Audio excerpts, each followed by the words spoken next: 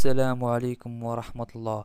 اختارت العصبة الاحترافية لبطولة البريمير ليج الإنجليزية النجم المغربي ولاعب نادي تشيلسي حكيم زياش ضمن التشكيل المثالي للدور 20 من ذات البطولة.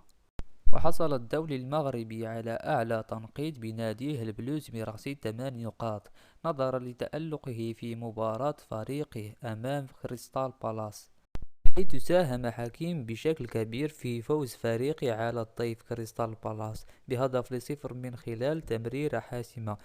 وقدم زياش مردودا مميزا في ذات المباراة، ما دفع جماهير النادي والصحافة الإنجليزية تشيد بالدور الذي قام به وبمستوياته الفعالة في إنقاذ مدربه الذي كان مهددا بالإقالة. وفي الختام نتمنى التوفيق لجميع المحترفين المغاربة. في أمان الله ومع السلامة.